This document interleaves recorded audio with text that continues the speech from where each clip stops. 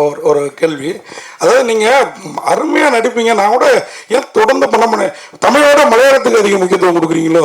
ஏன்னா மலையாள ஆர்டிஸ்ட் மலையாளத்துலேருந்து வரவங்களும் இங்கே சூப்பர் ஸ்டார் ஆகிடுறாங்க, அதாவது ஹீரோயின்ஸு இங்கேயே அப்படி செட்டில் ஆகிடுவாங்க. நீங்கள் மட்டும் தமிழில் ஒரு படம், ஒரு வருஷத்துக்கு ஒரு படம் அந்த மாதிரி தான் பண்ணுற மாதிரி தெரியுது. என்ன காரணம்? நான் மலையாளம் படம் பண்ணவே இல்லைங்க. திருச்சிற்றம்பலம்க்கு அப்புறம் இதுதான் பண்ணிகிட்ருக்கேன் இப்போது. ஸோ ஆமாம், செலக்ட் பண்ணி தான் பண்ணுறேன். அண்ட் ஆல்சோ அப்படி தமிழ்லன்னு இல்லை, ஜென்ரலாகவே கொஞ்சம் ரொம்ப டைம் எடுத்து தான் நான் பண்ணுவேன். அண்ட் ஆல்சோ நான் மலையாளம்லேருந்து இல்லை, நான் பெங்களூரியன். ஸோ எல்லா பாஷையும் பேசுவேன். நான் தமிழ் வந்து மலையாளத்துக்கு விட பெட்டராக பேசுவேன் தமிழ். விஜய் சேவி சார், இந்த படம் தலைவன் தலைவின் தலைப்பு டைரக்டரும் பேசும்போது சொல்லிட்டாரு, டைவர்ஸை பற்றி நிறைய பேசுதுன்னு. கணவன் மனைவி ரிலேஷன்ஷிப் தான் அப்படிங்கிற மாதிரி தெரியுது. ஆமாம் சார். ஒரு 5 வருஷம் 10 வருஷம் ஆகிட்டுனா கணவன் மனைவிக்குள்ள ஒரு அண்டர்ஸ்டாண்டிங் வரும். இவங்க இப்படி தான் திருந்த மாட்டாங்க, நம்ம அட்ஜஸ்ட் பண்ணணும், விட்டு கொடுக்கலாம் அப்படின்னு கணவன் மனைவிக்கு ஒரு அண்டர்ஸ்டாண்டிங் வரும். இந்த புதுசாக வரவங்களுக்கு நிறைய சண்டை பிரச்சனை, அது இப்போலாம் நிறைய டைவர்ஸ் ஆகுது. உங்களோட அனுபவத்தில் ரிலேஷன்ஷிப், கணவன் மனைவி ரிலேஷன்ஷிப் நல்லா இருக்குன்னா என்ன செய்யணும், எப்படி விட்டு கொடுக்கணும், என்ன மாதிரி போகணும்னு சொல்லுவீங்க சார்? முதல்ல இதுக்கு ஒரு பொதுவாக சொல்கிறதுக்கு எதுவும் இருக்கான்னு எனக்கு தெரியாது. ஏன்னா அது 2 பேருடைய தனிப்பட்ட பர்சனல். ஓகே.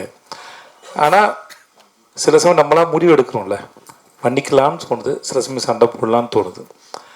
அது டைம் கொடுத்து பார்க்கலான்னு இருக்குது. வேகமாக இல்லாமல் கொஞ்சம் டைம் கொடுத்து பார்க்கலான்னு இருக்குது. அதுவுமே அவங்களுடைய சொந்த இதுதானே முடிவு தானே ஒழிய வெளியிருந்து ஒருத்தர் சொல்ல முடியுமில்லை. பட் அவசரப்பட வேணாங்கிறது தான் அதிகபட்சம், வேறு ஒன்றும் இல்லை. கொஞ்சம் டைம் கொடுத்து பார்க்கலாமா அப்படிங்கிறது வேறு ஒன்றும் இல்லை. விஜய் சேதுபதி சார், இப்போ நீங்கள் வந்து ஒரு மிகப்பெரிய பக்குவப்பட்ட நடிகர், இண்டஸ்ட்ரி பற்றி எல்லா விஷயங்களும் தெரியும். தெரியா சார்? இல்லை தெரியும். இல்லை நான் என்ன சொல்லேன்னா, ஒரு படத்துக்கு ஒரு நடிகர் கமிட் ஆகும்போது சம்பளம் வாங்குறீங்க, எல்லா வசதிகளும் இருக்குது.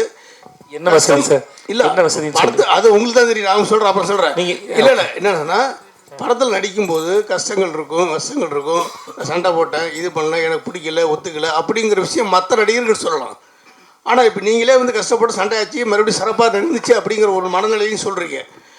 அது உங்கள் வாயிலேருந்து வரக்கூடாதுன்னு நாங்கள் எதிர்பார்த்தோம். ஐயா இல்லையா, நான் இதை தான் அது ரொம்ப முக்கியமான விஷயம்.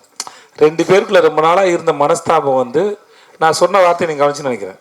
ஒரு சின்ன வயசு 2 பேரும் ரொம்ப அழகாக ஒரு பூ மலர்றது போல் மலர்ந்தது அப்படின்னு நான் சொன்னது ரொம்ப அழகாக மலர்ந்துச்சு. ஸோ இங்கே வந்து சண்டைகளும் ரொம்ப நாள் இல்லை, அது புரிஞ்சிக்காமல் இருக்குது. 2 பேரும் ஒரு நாள் புரிஞ்சிக்கும் போது அது தலைவன் மாதிரி ஒரு அற்புதமாக படமாக வளர்ந்து நிற்குதுன்னு அதை சொல்ல வருது. இது சொல்கிறது ஒரு பிரச்சனையும் இல்லை. இப்போ எங்களை சுற்றி எங்கள் 2 பேரும் நடுவில் ஒரு 100 பேர் இருந்திருப்பாங்களா, 100 பேருக்குமே தெரியும். ஏன் இந்த படம் பண்ணும்போது பாண்டிய செட்டை வந்து கேட்டிருக்காங்க, உங்களுக்கு விஜய் சேதுக்கு செட் ஆகாது, நீங்கள் அவரோட படம் பண்ணுறீங்க. அப்போ 2 பேர் சமாதானம் ஆகிட்டு. 2 பேர் சமாதானம் கூட இல்லை, அப்படி ஒன்றும் சமாதானப்படுத்துற அளவுக்கு ஒன்றும் இல்லை. நடுவில் நிறைய பேர் நிறையா பேசியிருப்பாங்க, ஏதோ ஒரு சண்டைன்னு வச்சுக்கோங்களேன், அவ்வளோதான் வச்சுக்கோங்களேன். ஆனால் சொல்ல வந்த விஷயம் அதில் இல்லை. இப்படி இருந்தால் நாங்கள் ரொம்ப நேசிச்சு ரொம்ப அன்பாக அழகாக ஒரு படம் பண்ணியிருக்கோன்னு சொல்ல வந்தது தான் அதை சொன்னது.